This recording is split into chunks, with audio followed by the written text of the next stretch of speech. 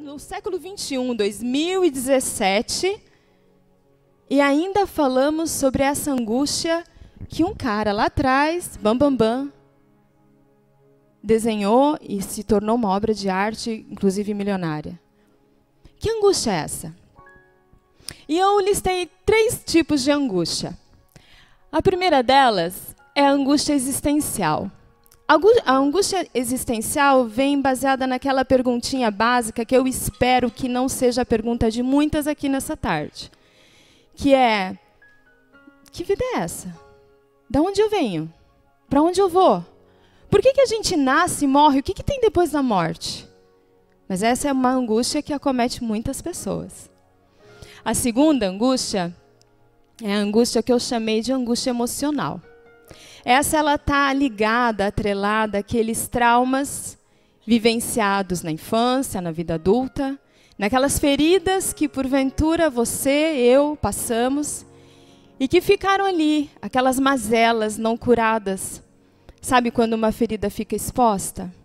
E ali vem essa angústia, a angústia emocional. E a terceira, eu chamei como angústia vivencial.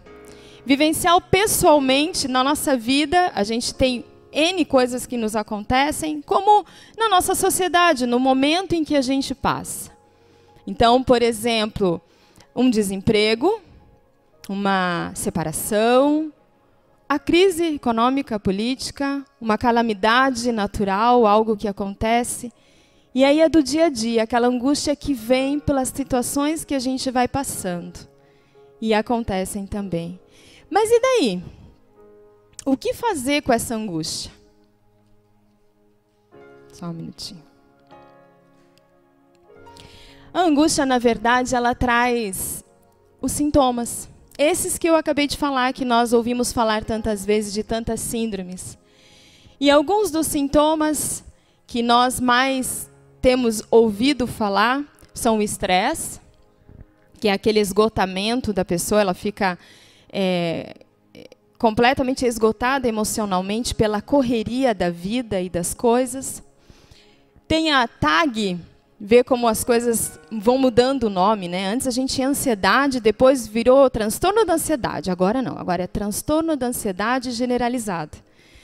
E essa é uma segunda síndrome, um segundo sintoma que nós temos tido na nossa sociedade.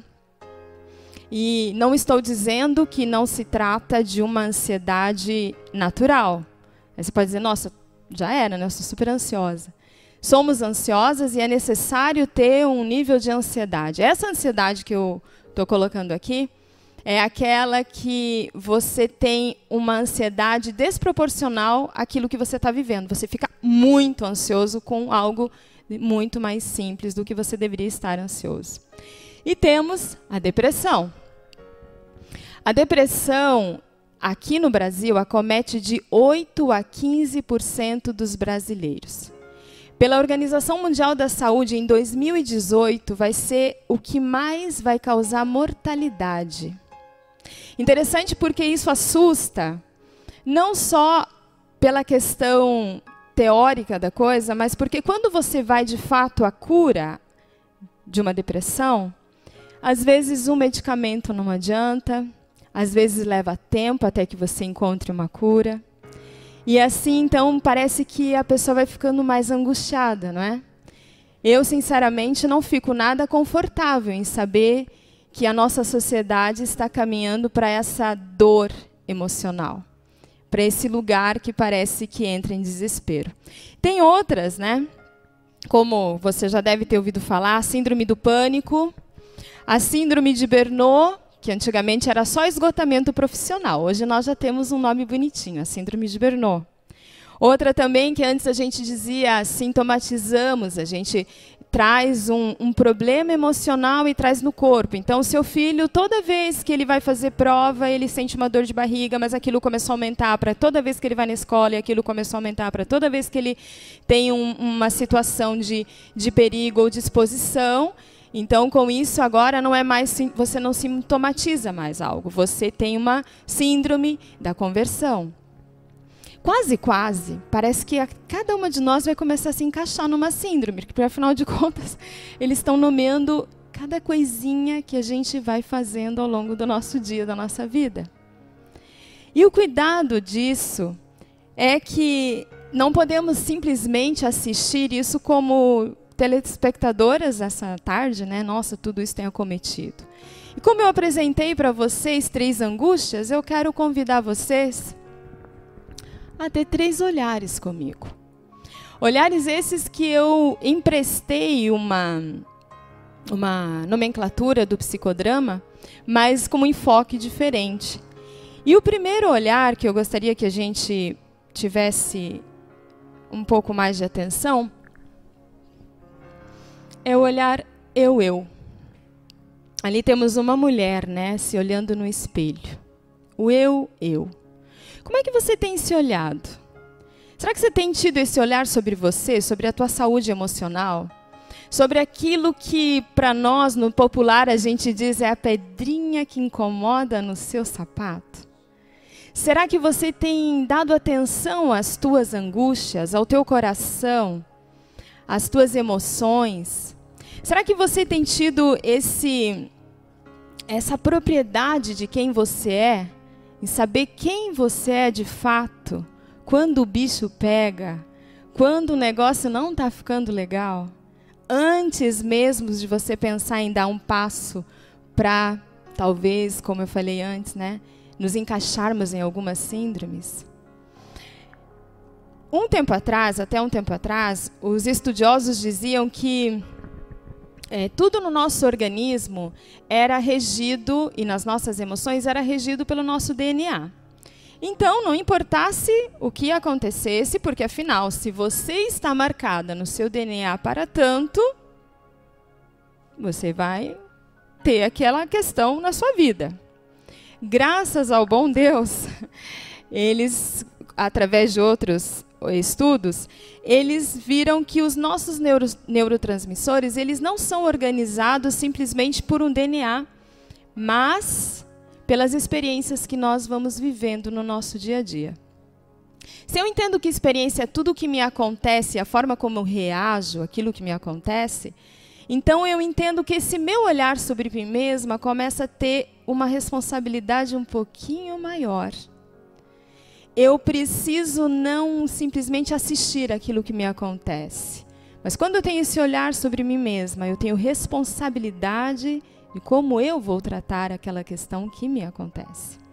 Então a coisa muda um pouco de figura. É fantástico, sim, porque agora eu não sou simplesmente vítima, né, de algo que me aconteceu, aquela historinha, né, Gabriela, eu nasci assim, eu morri assim, acabou nos estudos, acabou agora só uma brincadeirinha. Mas nós temos a responsabilidade de podermos mudar o que nós temos em nós mesmos. E só que a gente não pode parar aí, né? Se nós parássemos nesse olhar tão lindo ali, olha como ela se admira, né? Nós temos 2 perigos aqui. Eu me olho e digo, nossa, mas eu sou demais, né? Tem ninguém melhor do que eu. Seria assim? É o olhar de Narciso. Vocês já ouviram falar de Narciso? Narciso é aquele que olha na imagem, não pode contemplar nada mais bonito, porque ele não vê mais nada além dele mesmo. Ai, me amo. Esse é Narciso. Tem até uma frase que diz que Narciso acha feio o que não é espelho. Porque daí quando eu me olho no espelho, nossa, tudo é tão legal. Aí eu olho para o outro, ai, Dona Ruth é muito chata. Eu estou no espelho, ai, aquela mulher, não sei, acho que ela não fez com a minha cara. Parece que a gente começa a ficar num mundo muito ensimesmado, né? Ou porque eu me acho muito, ou talvez porque, digamos que eu estivesse numa depressão profunda, eu não consigo essa troca. Eu não consigo. Eu fico tão lá na minha dor que para sair dela é muito complicado. E aí, então, eu preciso ter o segundo olhar.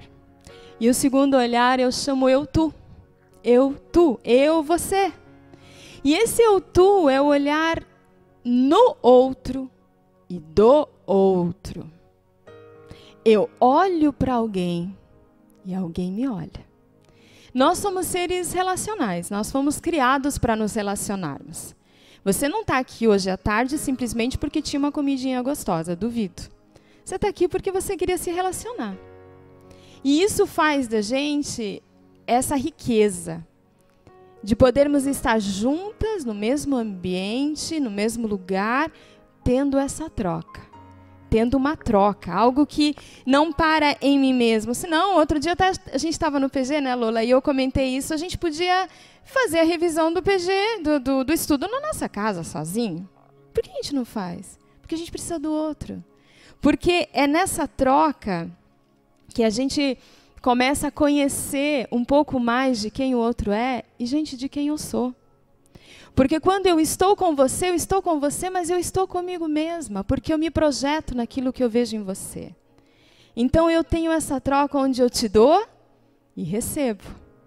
Onde eu falo, mas eu ouço. E assim nós vamos exercendo vários papéis. Vários papéis. Nós somos mulheres, mães, algumas, esposas, profissionais, avós, amigas. E é nessa múltipla função que nós temos, é que a gente vai tendo essa troca e esse crescimento. E nesses relacionamentos, nós vivemos algumas coisas. Antes de falar sobre essas questões que a gente vive nesses relacionamentos, eu quero te tranquilizar de que você não vai viver tudo com todos. Mas eu também quero te dizer, não deixe de viver isso com alguém. Quando eu digo você não vai viver tudo com todos, porque, sabe, tem pessoas que eu olho aqui e eu acho vocês demais. Eu converso, eu bato papo, eu acho você super simpática, bacana. Mas às vezes a gente não vai conseguir dar passos mais profundos. Talvez por falta de oportunidade, talvez por feeling, né? Talvez porque a gente não se conheceu melhor. Mas não se contente se você passar por esses três pontos que eu vou colocar para vocês, e você perceber, nossa, mas eu não tenho uma pessoa que eu possa sentir isso e dividir isso. Primeira coisa que me vem à mente quando nós nos relacionamos é que há uma complementariedade. Volta. Complementariedade. Eu coloquei lá uma figura de um quebra-cabeça. Você já montou um quebra-cabeça de 1000 peças? Aí você está lá na 999, a 1000ª peça. Cadê a peça? Gente, mas tem 999, qual o problema? Tem problema? Tem problema. Nós somos assim. Como eu falei, a gente tem tantas semelhanças, mas nas nossas semelhanças encontramos uma coisa que ninguém tira de nós. É a nossa individualidade. Ninguém vai ser como você. Ninguém. E se faltar essa pecinha no quebra-cabeça, a gente vai olhar para o quebra-cabeça e vai falar, ai, que droga. Mas, Brunella, você montou 999 peças. Mas falta uma. Não é assim? Porque no nosso relacionamento é assim, a gente se complementa. A gente tem algo que você não tem, eu tenho uma coisa que eu não tenho, você tem. Que delícia. Porque cada um é uma peça, cada um é um pedacinho. E é nisso que a gente precisa se contentar e se satisfazer. Isso tira um pouco aquela questão da rivalidade. Estamos juntas, juntas num grande quebra-cabeça. A segunda, Rodrigo? A segunda eu vou chamar de reciprocidade. A reciprocidade, eu entendo que a gente encontra no outro um abraço, um colo, um sorriso, uma oração. Encontramos no outro um líder, um conselheiro, um pastor, um terapeuta, um amigo. Encontramos um conforto. Se é porque você está sofrendo, encontramos um conforto. Se é porque tudo vai bem, encontramos um conforto. Quando nós avançamos um pouquinho mais, nós encontramos essa reciprocidade. E aí vamos para o terceiro. E aí a coisa começa a ficar um pouco mais profunda. Lembra do espelho que eu falei no início, de Narciso? Talvez é só no terceiro item, no confrontamento, que a gente consegue quebrar o espelho. O confrontamento é quando eu entendo que eu me vejo em você, mas eu não me vejo só no que é bom. Eu me vejo também naquilo que eu não sou bem, não vou bem. Eu olho para você e sei do teu problema, mas eu sei do meu problema. É quando nesse confronto eu posso dizer para você, amiga, acho que você não foi legal, nem comigo, ou naquela situação, ou naquela, sei lá onde. Não foi legal. Você tem essa liberdade. E aí você olha um espelho quebrado e talvez você pense, né? Puxa, né? Não vou dizer aqui que é azar, né? Por favor, né? Você não pense em espelho quebrado é azar, eu espero. Mas você pensa, ai, né? Espelho quebrado. Aqui, espelho quebrado é uma coisa boa, tá? Aqui é uma coisa boa. Chega de ficarmos na frente dos nossos espelhos só.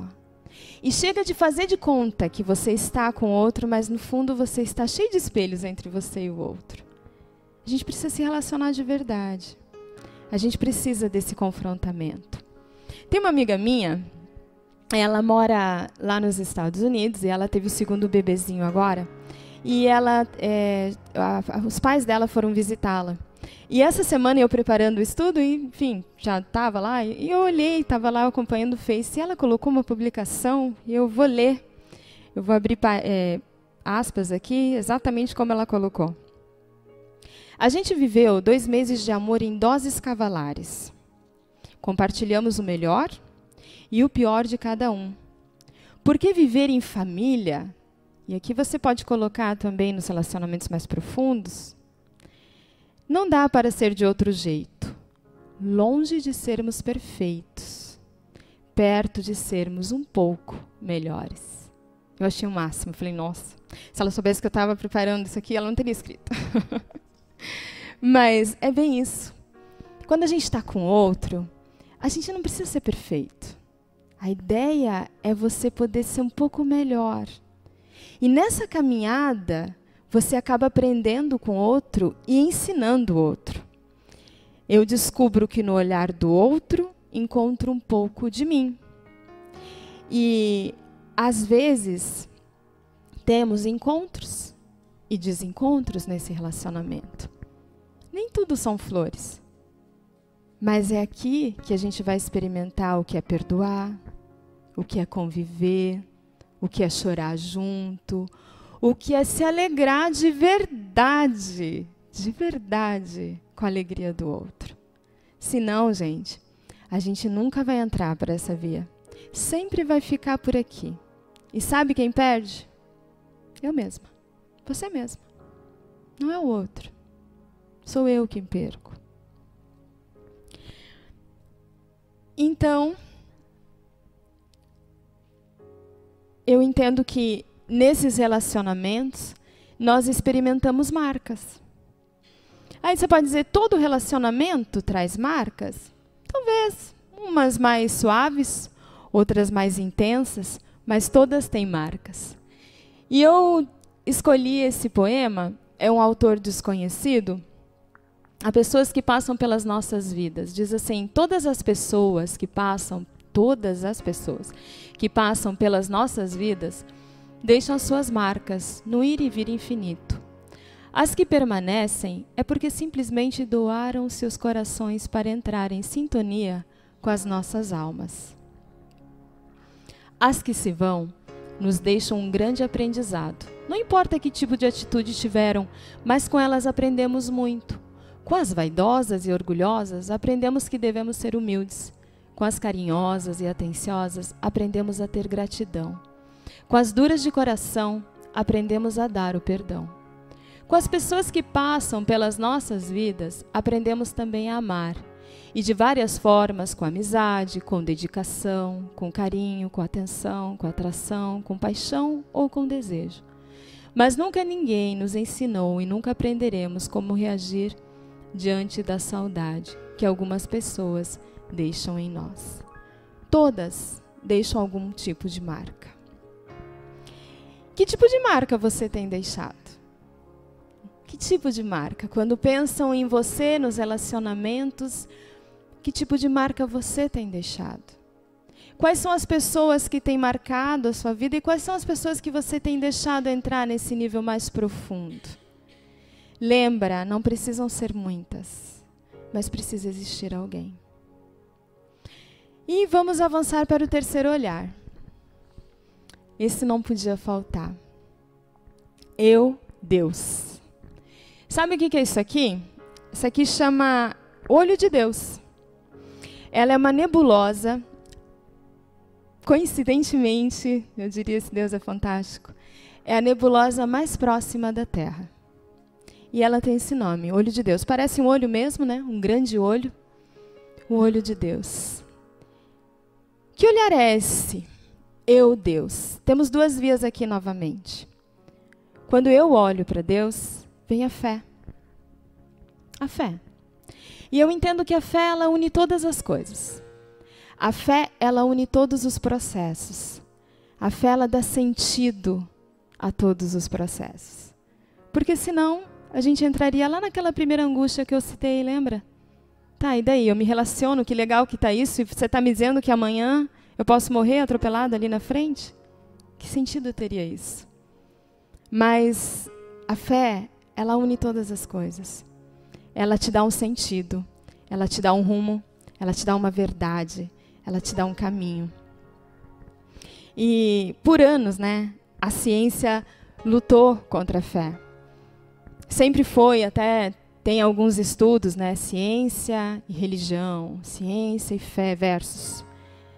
E há um tempo atrás, não sei desde quando, não me ative para ver data, também não acho que isso vai ser importante agora, mas foi comprovado por alguns cientistas que a fé, ela é benéfica para o ser humano. E foi comprovado que a fé ajuda uma pessoa que está doente, fisicamente. Ajuda alguém que está emocionalmente abatido, emocional. Ajuda nos relacionamentos, social. Então, a fé ajuda o ser humano físico, emocional e socialmente. E hoje, né, a gente, para quem já sabia isso porque viveu, diz, puxa, ainda bem, né, finalmente, precisaram comprovar isso com testes. Nós já sabíamos disso, porque a gente vive isso. Mas a fé, ela é esse passo de acreditar e esse passo de entrega.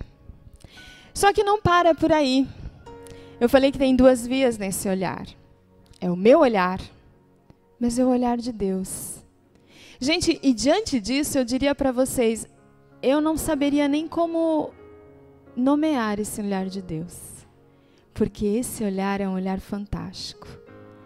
Esse olhar é um olhar, por isso que eu quis trazer, é assim, é tenebroso, ao mesmo tempo assustador, é maravilhoso, é grande demais, é sobrenatural, não dá para trazer em meras palavras, não tem como. É algo que não cabe na nossa concepção. Sabe, olhar para cá é legal, né? Mas a gente não entende a dimensão de uma nebulosa. A gente não entende. É como se eu pudesse dizer para vocês, olha, nós não entendemos o olhar de Deus. A dimensão desse olhar, nós não temos ideia. E a palavra diz que com amor vos atraí. Com amor vos atraí. O olhar de Deus não vem dizendo para você, o que você sabe sobre mim, hein? O que você tem experimentado? O olhar de Deus vem simplesmente te oferecer algo como o mais nobre dos sentimentos. O amor. E Ele nos atrai com esse amor. Ele nos conhece desde o ventre da nossa mãe. Ele sabe tudo o que há em nós. E então, enquanto caminhamos pelas descobertas de nós mesmas, Ele já nos conhece. Enquanto tentamos nos perceber, Ele sabe a nosso respeito do começo ao fim. Enquanto temos possíveis diagnósticos, Ele já vem com a cura. Ele, que nos conhece, respeitando os nossos momentos. Momento de viver uma relação, momento de ser mãe, momento da profissão, agora eu vou me especializar, agora eu vou ajudar no ministério. Ele vai respeitando esses momentos. Mas o momento em que ele mais almeja é o momento de reconhecermos que tudo é por intermédio dele, que tudo é dele e tudo é para ele. Esse é o momento que ele mais almeja. E aí sim, é um olhar que nos desafia a ter fé e a nos entregarmos. Porque exige de nós coragem. Todos os olhares aqui exigem de nós coragem. Coragem para a gente crescer. Coragem para a gente não ficar no mesmo lugarzinho, parecendo que está tudo bonitinho, como se fosse uma revistinha lá. Não. Ele nos encoraja a crescermos. E eu lembro do meu filho, o primeiro filho, ele tinha dores terríveis do crescimento quando ele era menino. Gente, crescer dói.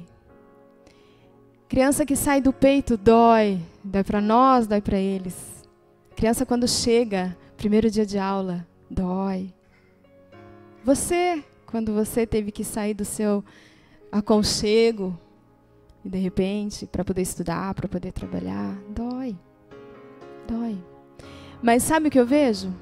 São crescimentos que doem, mas são dores que valem a pena por causa desse crescimento. Então, minha palavra hoje, Rodrigo, lá em Salmos 46:1 diz que Deus é o nosso refúgio e a nossa fortaleza, auxílio sempre presente na adversidade. Em outra versão está na nossa angústia. Nós já temos um socorro e nós já temos o passo. Nós temos desse Deus esse incentivo de olharmos para nós mesmos e nos relacionarmos. E olharmos para Ele com fé e entrega. Então, que Ele venha te ajudar e me ajudar. E que você tenha coragem de abrir os teus olhos para esses 3 olhares. Não só nessa tarde, mas a partir dessa tarde, quem sabe. Talvez algum olhar que está faltando. Alguma coisa que você ainda precisa aprender a olhar diferente. E que Deus nos abençoe nessa caminhada.